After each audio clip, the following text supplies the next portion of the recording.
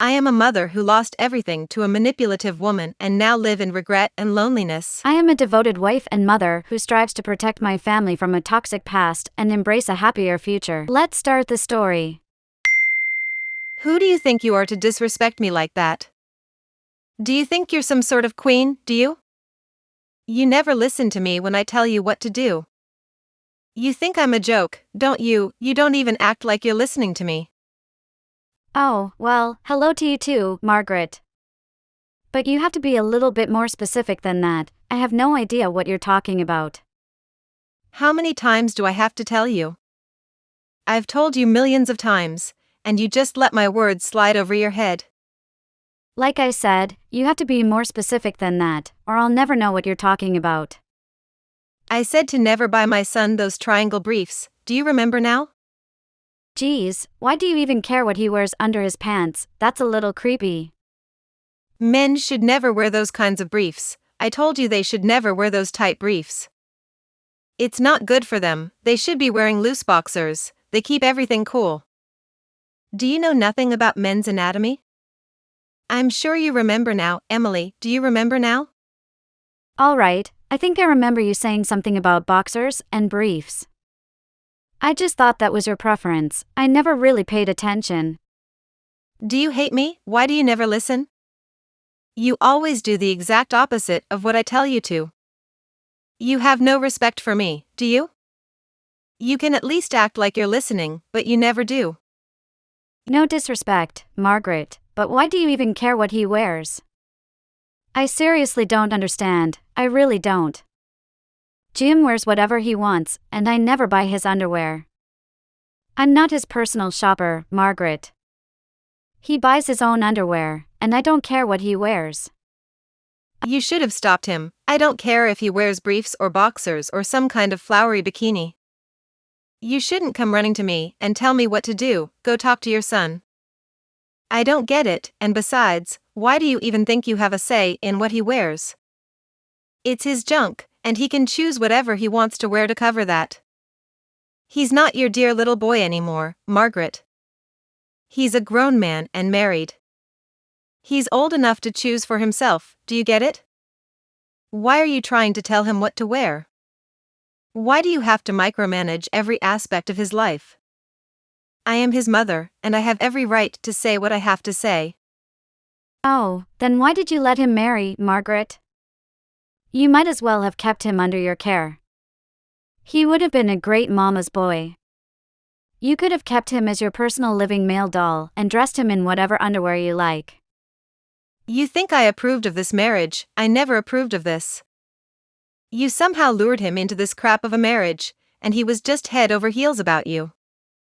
You blinded him into marrying you, and what can I do to stop him? I couldn't stop him, but mark my words, Emily, I never wanted Jim to marry you. Of all the possibilities, I didn't want you to be his wife. Oh well, now you don't even keep it a secret, huh? I always knew you were never fond of me, but I always tried really hard to get closer to you. I thought if I tried, we could bridge the gap between us. I guess that's not going to happen. Oh, that was never going to happen, you evil brat. Well, you know, I just thought all mothers-in-law were like this. I just thought if I tried to understand you and tried to cater to you, we could overcome this. You know, all relationships change, so I thought we could make this work. But now I know I was the naive one. I thought you were joking when you talked about Jim's underwear. I really did, but I never knew you were so serious about this. You just have to manage what his underwear is. I mean, I can't try to get closer to someone who micromanages this type of thing. Where did you even get the idea that you can get closer to me? Was I too subtle? I never wanted to get to know you, even less get closer to you, and I still stand by it. Oh, well then that makes it more straightforward, doesn't it? It sure does, Emily. Well, that's settled then. You took him from me. You took everything I had from me. He was my everything. I still remember the day you came to see me, that evil smirk on your face. You're just a doll my son plays with, and you act like you rule over him, like he's your servant. What did you just call me, a doll? Wow, Margaret, that's quite a comment. I can't stand a ragged play doll like you treating my son like that. I will do whatever I can to stop you. You just do whatever my son tells you to do. That's all you have to do, don't think, just do as you're told. Margaret, you're just delusional. I never expected you to treat me as an equal, but this has gone too far. You know how much I tried, you are my mother-in-law. I thought it was my duty to be respectful to you. Huh, I don't know who you were being respectful to. Do you have another mother-in-law, Emily? Why can't you just acknowledge what I have been doing for you? Why are you lying to yourself? I'm not that weak to get gaslit by your lies. I know how much I tried, and you do too. I have never done anything wrong to be treated like this. I am a grown woman, and you will not treat me this way. You will not call me a play doll, no matter how upset you are with me for whatever delusional reason. It's not like a play doll will bring home the money for the house. I will call you whatever I want, and you will always be a ragged play doll. And what's all this nonsense about bringing home the money? Who cares if you do? I don't even think you believe that helps your relationship with my son. What are you talking about? What do you even know about us? You have so many different kinds of panties that escort girls would wear. I think I even saw one that has a slit right in the middle. What is that perverted thing? I never knew that kind of thing existed. Do you use that to lure my son into getting what you want? So disgusting. And imagine being ignored by your own husband even with all those perverted stunts. You know what, Emily, I actually feel sorry for you. How did you end up wearing those just to get my son's attention? Wow, Margaret, you're unbelievable. Were you going through my wardrobe? Who do you think you are? And look at you, using such shallow and sleazy tricks just to find things to attack me. I don't know how low you can get. At this rate, you're going to hit rock bottom and go deeper. Oh, don't worry, Emily, I'll make sure I drag you down with me. And when did you sneak into my home? Did you just come busting in the house when no one was home? I never busted in. I can go in as much as you can. I am your husband's mom. I have all the rights. I'm sure you do. Is that why you checked my husband's underwear? I can do whatever I want at my son's house.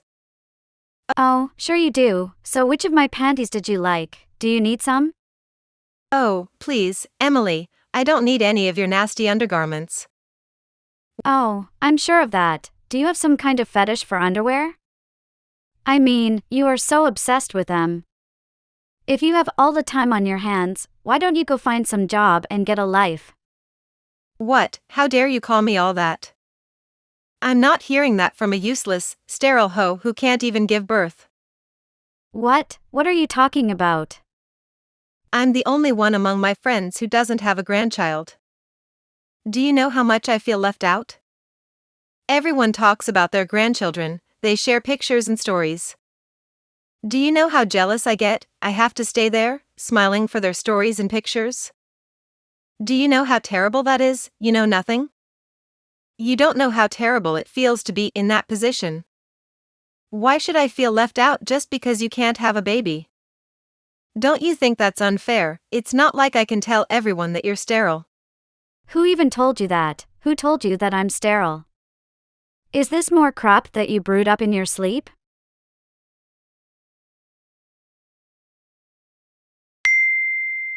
After that, my in-laws got a divorce, and their 35 years of marriage came to an end. Margaret didn't really have much because she always spent so much on new things and gadgets. Even what she had went into paying the alimony to John. She sent a text full of rant to Jim saying he's all she has and he should take her in. Jim never replied, he just blocked her on the spot. Good choice on Jim's part. Later, I heard that she went off to live with her lover, but he kicked her out, not surprising considering her spending habits. Also, it seemed like she used to send him allowance money every month with the money John earned.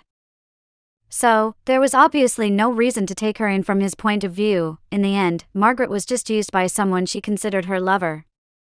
Now that I think of it, I guess I do feel pity for her leading a cheap life, never knowing what true love is. She'll die alone, all by herself. Jim and I are happy with Anna. Anna is now 5 and she's going to elementary school. I'm so happy Anna is growing up looking just like her dad.